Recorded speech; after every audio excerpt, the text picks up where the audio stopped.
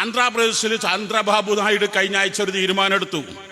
മൂന്നാമത്തെ കുട്ടി പ്രസവിച്ചാൽ 30,000 രൂപ സർക്കാർ, നാലാമത്തെ കുട്ടി പ്രസവിച്ചാൽ 40,000 രൂപ.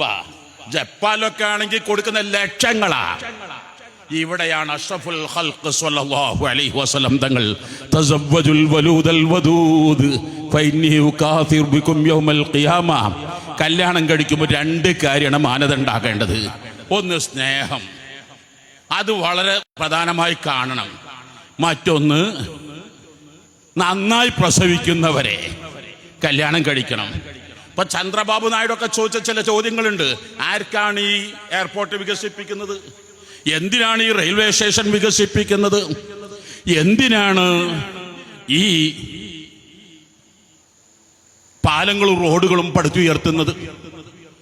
ഇന്ത്യ യുവജനങ്ങളുടെ നാടെന്നത് മാറി വൃദ്ധജനങ്ങളുടെ നാടായി ഇന്ത്യയും മാറാൻ തുടങ്ങും.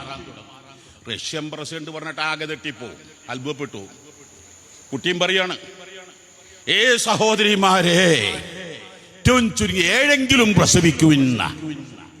7 പ്രസവിക്കാതെ എന്താ? ഈ കസാല എടുത്തേക്കല, അപ്പം ചുടല.